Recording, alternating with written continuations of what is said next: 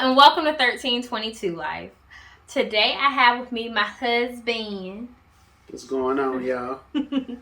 Sean Smith, and we're going to be diving into his financial journey.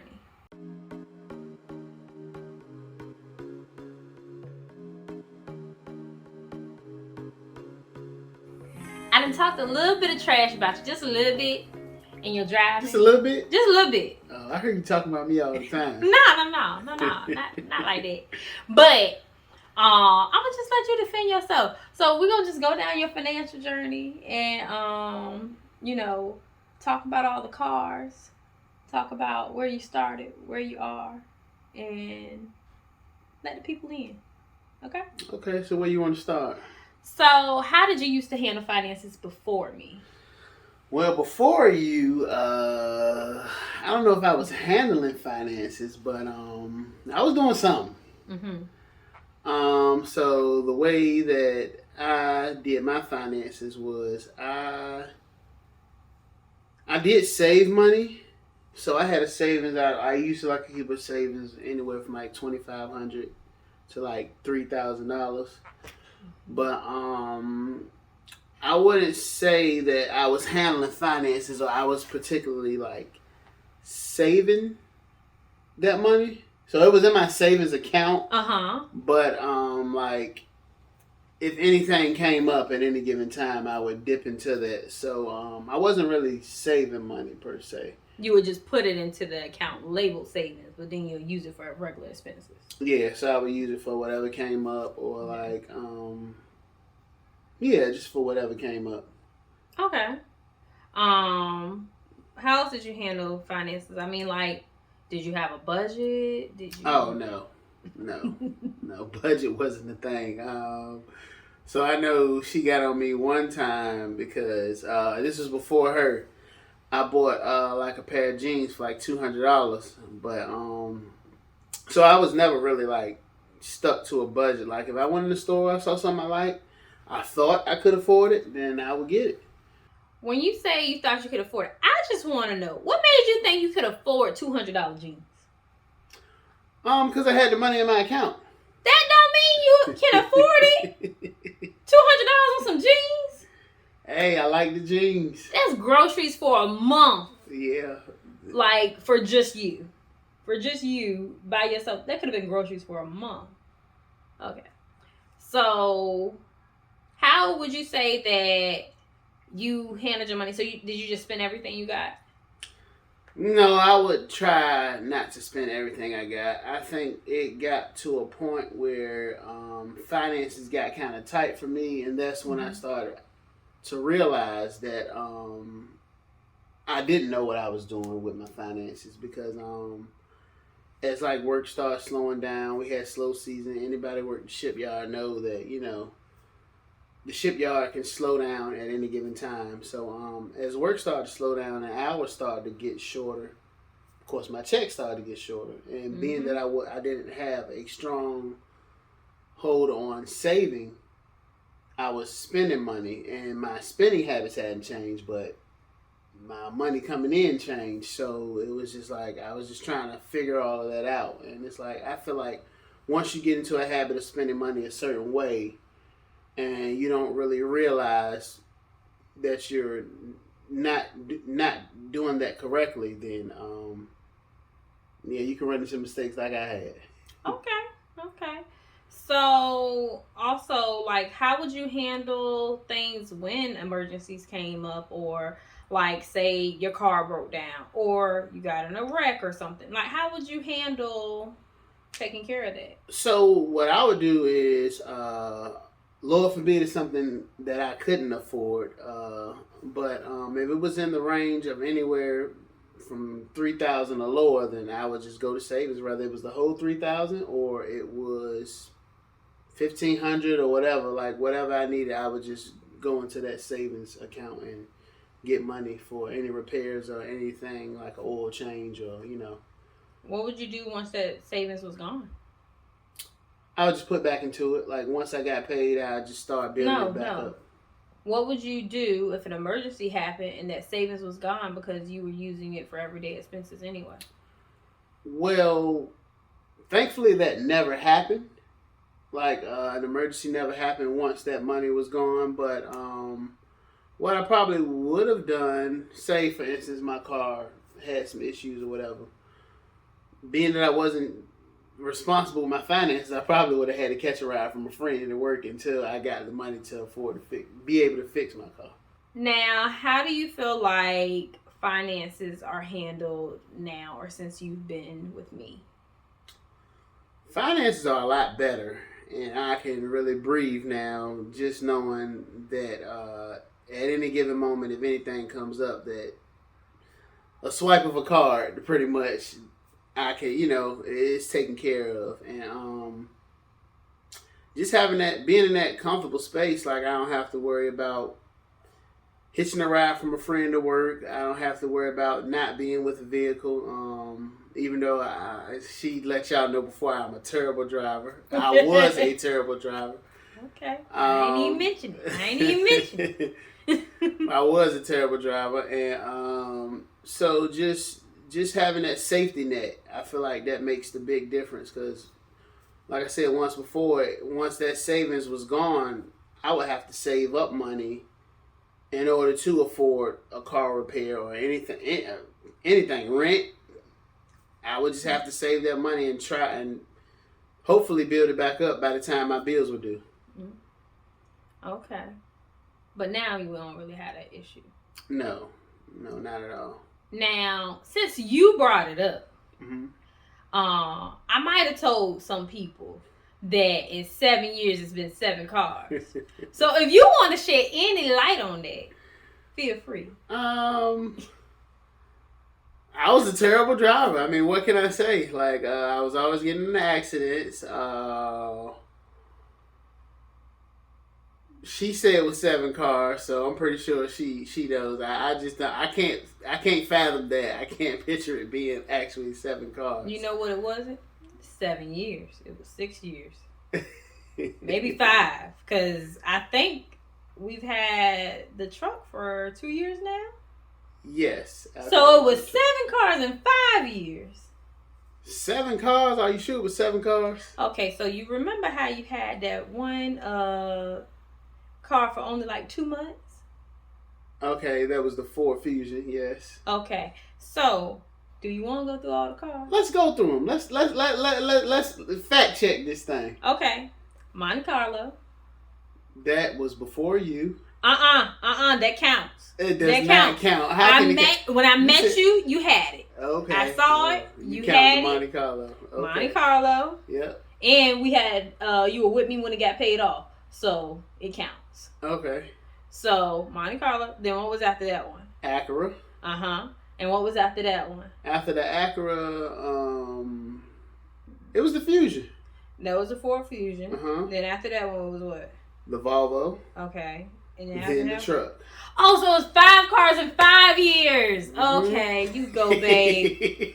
You go, babe. It was not 7 cars in 7 years. It was 5 cars in 5 years. Because I was like, where do these 7 cars come from? That's about how many cars I had in my lifetime. So I knew that couldn't have been it. Well, you know what? Maybe I was counting from before me for how many cars you've had total. So maybe it was 7 cars within a 7-year time frame. Because what was right before the Monte Carlo?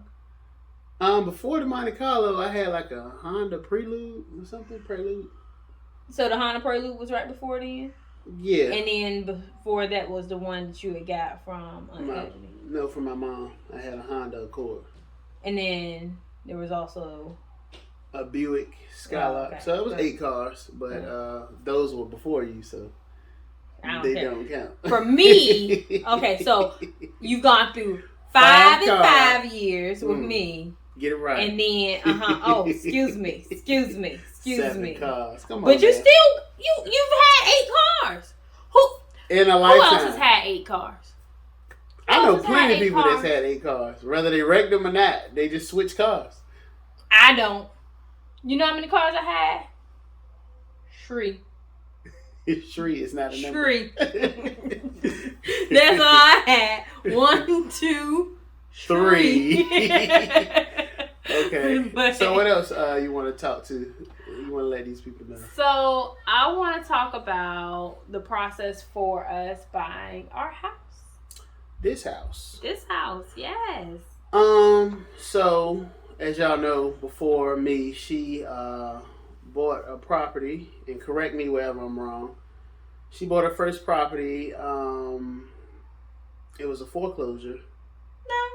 Not a foreclosure. It was a what was it? It was bank owned.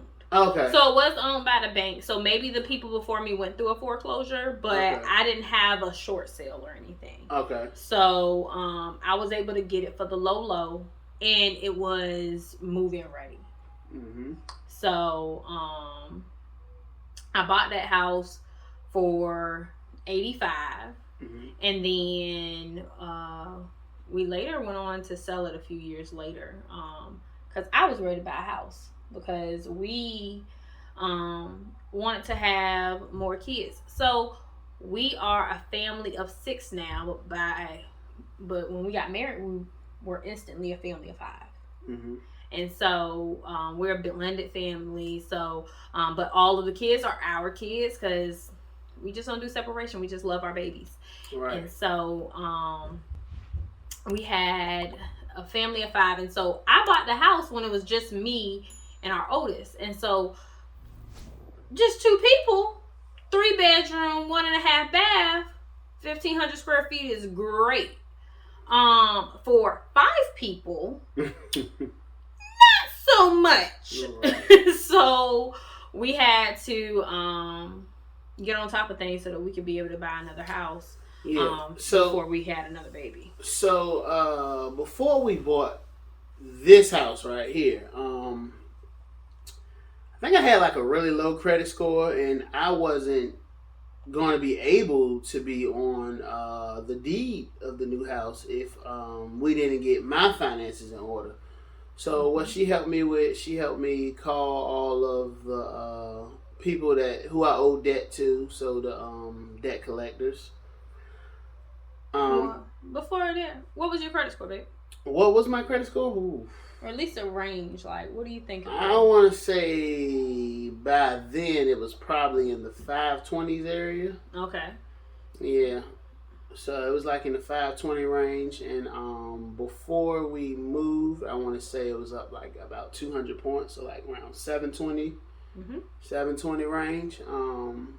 So yeah, she helped me with that, and I just want to say also that was quick. Yeah. Because basically in January of 21, I was like, all right, now we about to go buy a new house. Like, I'm done waiting. Because I just thought maybe he didn't want to have that debt anymore. Like, maybe he would go ahead and take care of those collections. We had the money. Like, maybe he'll just go ahead and, like, pay those off. He didn't care. I can't say I didn't care, but it's just like, unawareness is unawareness. Like, I'm not, I know we have plans to buy a new house. I know we have plans to build a better future, but it's like, if I don't know what contributes to that, like, paying off debt and everything, and my credit score contributing to that, then it's like you don't know what you don't know. You know what I mean? And I feel like a lot of people don't know these things, which is why they could use a financial person or use a wealth strategist. What you call yourself. So I feel like how you did that. Yeah. So real quick. This podcast is sponsored by the Financial Freedom Plan. And that is a course where I help you figure out what your dream goals are and then create a plan to reach them. So whether you're trying to buy your first house, save $10,000, get out of debt, start buying rental property, it doesn't matter what it is. Make sure that you go to my website, bdsmithfinancial.com/work-with-me, and schedule a free financial breakthrough call so that we can talk about you and your finances and how I can help you reach your dream goals. All right, back to what you were saying, babe. So back to what I was saying, I think I was talking about like unawareness to knowing what contributes to, I guess, say buying a new home or even purchasing something small, like purchasing a vehicle or something like that. Like a lot of people, I think they think once I have the money or once I have a down payment per se, then I could just go make this happen. But I know with buying a home, I believe is different. It's a different Well, you can't just like have a down payment without the credit score. Correct. Correct. I mean, because a lot of times where you'll find your issue is if you have too low of a credit score, you just can't get a mortgage, period. It don't matter about anything else. You just can't get a mortgage.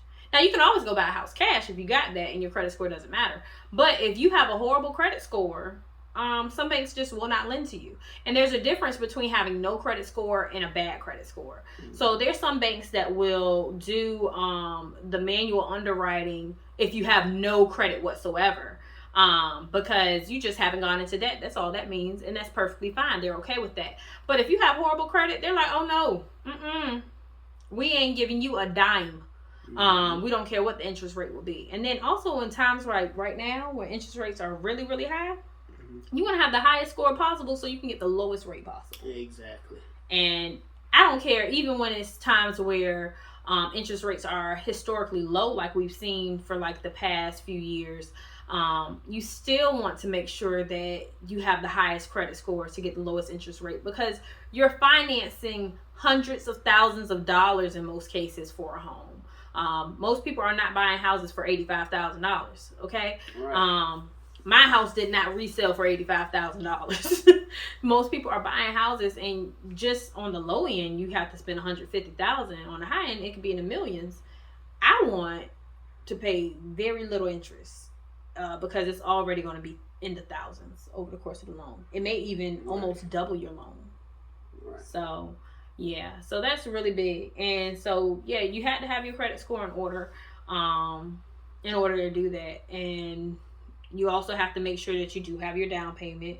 You got to make sure that your debt to income ratio is right, which basically just means that you don't have majority of your payments of your money each month going towards debt payments. Because if so, then how you gonna pay a mortgage? Exactly. Yeah. So all of that stuff. So yeah, she helped me get my credit score correct. I think that took all of about 6 months maybe.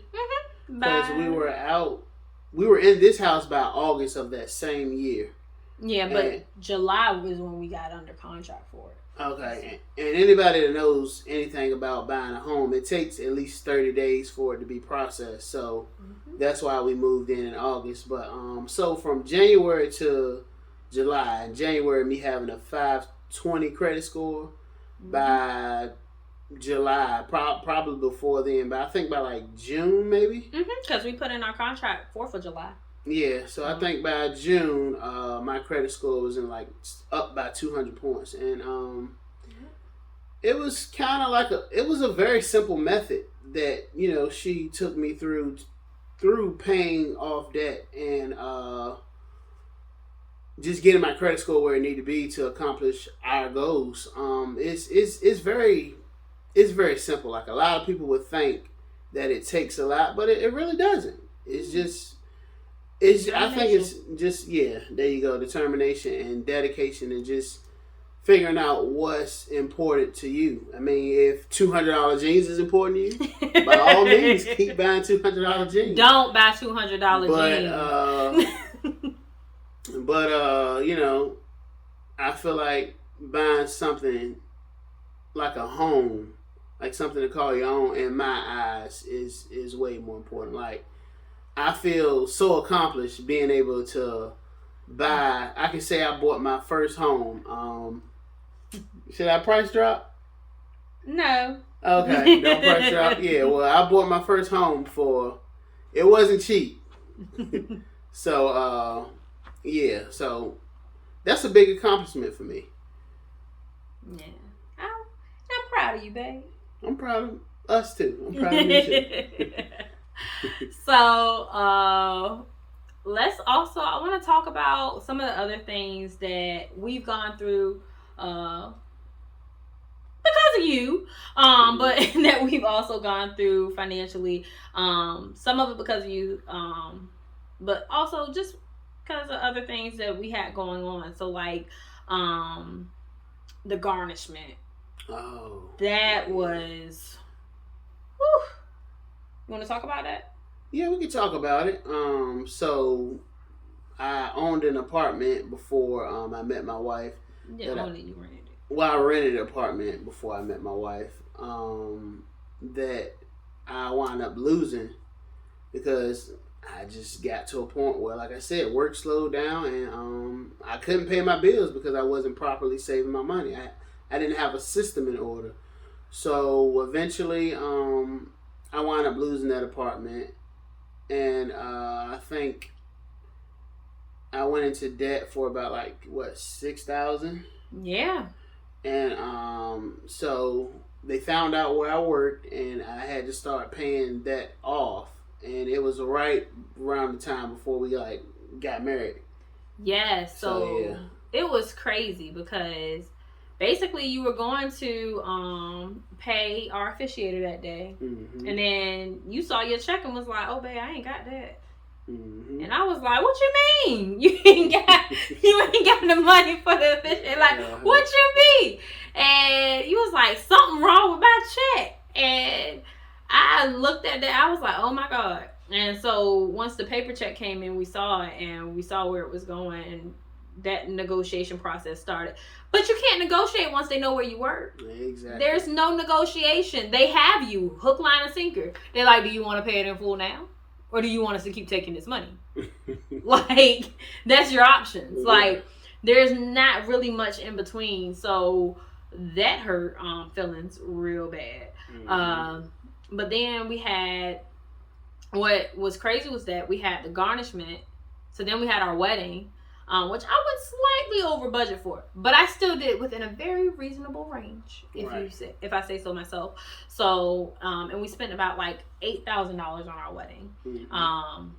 Very nice wedding too, by the way. Thank you. I do my thing sometimes. Never doing it again. What you budgeted for, and pretty much put together. So, yeah. And so we did that, and then we also ended up having another like big expense that year for another like $4,000 to $5,000. So like all in one. That was a vehicle? No, that one was not a car. Did we also have a car that year? Who knows what we paid? Yes, we did. Yes, we did, because that was the Ford Fusion year. So you bought that one. Yep. You bought that one. Crashed it within 2 months and totaled it, and then we got the new car. So, and we wrote all of that onto a credit card. So that was like another $6,000. And so we had a 0% APR card on that for 12 months. Then we had a maybe 15-month APR on our wedding, and the other big expense of $5,000, which was basically for Jessica. Okay. And then for court, yeah. Yep. And so that was like $13,000 plus the $6,000 from the vehicle. I think it was around $6,000. I think it was like $2,000 for the Fusion that he kind of like made that bundle into, and then like maybe a little over $4,000 for the Volvo. Am I right? No, it was like $3,500 for the Volvo, maybe, and like $2,500 for Fusion. That we paid for the Volvo cash. Well, that we paid for the Volvo. Yeah, it was about $3,500. Okay, so that was like $6,000 because it was the $3,500 plus the $2,500. That was all on that one credit card. So that's $6,000. Got to get paid off within 12 months, and that started ticking time bomb in February of the and then we had the court expense, which was another like $4,000 or so that we had put on the card. So that's, now we're at 10. And then we had the wedding that was $8,000. So now we're at $18,000. And then now here comes this garnishment, and we got to get it paid off because it's taking up all the money. And that's like another $6,000. So that's like $24,000. We paid off $24,000 within 1 year, really. Yeah. Like, I don't even think we took the full 15 months on the card for the wedding and everything. I think within 1 year we paid off $24,000. So see what determination can do. Yeah, like that's amazing. And we were still saving a little bit of money during that time. Not a whole lot, but a little bit. Because if anything else came up, we were still able to just cash flow it. So it was that was awesome. That was look at what we did. Yeah, we did that. We did do that. We did that. We did that. But like that's amazing. So and at the time we were 23 and 27. Yeah. We were young.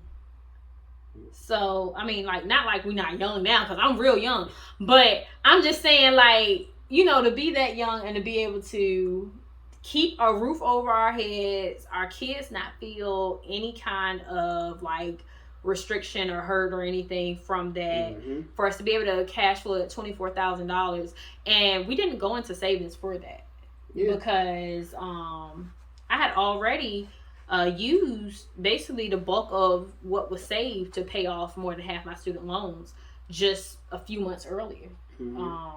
Before I graduated college. And we did not make all the money in the world. We did not. We did not. It doesn't really, just being on top of your finances, you will be amazed what kind of things you can make happen. Yeah. Because you give yourself a pay raise just by doing a budget. Just by doing a budget. Like, I've had people tell me, like, Bri, I'm able to save $2,000 extra a month right now just by using your budget sheet. And I was like, shut up and keep on talking.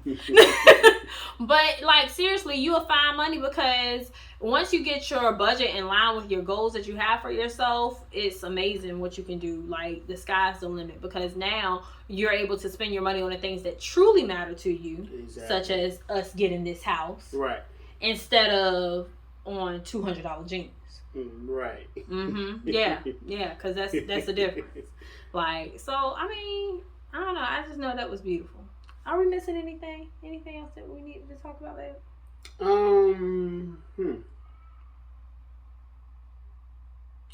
Oh, before we took the trip to Florida, that expense with the truck. Oh, we can talk about that. Do you want to tell people how that truck expense came up? I can tell them. We can talk about it. Ain't no shame in my game. So I was leaving work one day. This is when I was at the shipyard, and I had just a lot going on. I was supposed to be, I think it was around like Thanksgiving time or right before Thanksgiving, because I was supposed to be going to Richmond to go pick up my uncle. And so my wife was on the phone with me. My brother, he was trying to like FaceTime me or whatever. So something may have happened at work that already had me like teed off. So I just had a whole lot going on. So and I was running late to go pick up my uncle because I didn't want to be. He's all the way 2 hours away. Yeah, he's like 2 hours away. So I was supposed to be going to go pick him up, and I had a certain time frame I wanted to do that in because I didn't want to be out all night. That was okay. Just tell people what you did. I'm gonna get to that. I'm gonna get to that. I'm telling the whole story. Oh, okay. Yes. You like our daughter right now. You got to add all the details. You don't want to give a summary. Yeah, I'm giving the whole story so I can get it right. But so as I was leaving out of the parking lot, I wound up hitting something that was out of my view. How did you hit that something, babe? Because you telling everything. So I was, like I said, I was upset. I had a lot going on, so I just mashed the gas because I don't know why. I'm trying to make up for lost time, I guess, not going nowhere. So I stepped on the gas, and it was like this little post. I don't know why they had that there, but it was like this little post. So I cut the wheel too soon, and I ran slam into it. So I called my wife back, let her know that I hit something. And what we thought was going to be like $1,000 expense to fix a bumper or something wound up being like a $5,000 expense. And was this before or after Florida? This was before Florida. So basically, but Florida was already paid for. Okay. Florida was already paid for, and I was not canceling Florida. Right. Like we were having a family vacation. I don't care about you and your bumper. But first off, he worked at the job for years. The post always been there. The wooden post always been there. So you know it's there. And who floors it coming out of a parking lot? I don't know about normal people. I don't know. I'm not gonna speak for everyone. I'm just gonna speak for myself right now. Okay. Me personally, when I'm coming out of a parking lot, I go slow. I stop at the end of the parking lot. I look left. I look right. I stop. Before I go out into the street. So But I stopped. How did you stopped on that post? That's what you stopped on. You stopped when you hit that post because you were about to floor it out into traffic. And I'm happy he didn't hit another car. There was no traffic. Yeah, okay. So anywho, I'm happy he didn't hit another vehicle. Yeah, so. But because there's always usually traffic at the shipyard. So I don't know how at that moment it wasn't, but. Because, I mean, it was around the holidays. Everybody was getting off early. Oh, but okay. Anywho, that's neither here nor there. Anywho, yeah, so then, but we were able to go, so that didn't even impact. So Florida, after having to pay a $5,000 expense to get my truck fixed, which is fixed now. So, I think that's it. I think that's about it. All right. Well, that works for me. Well, thank you guys so much for tuning into 1322 Life. As you can see, my husband is a recovering horrible driver. Let's say that.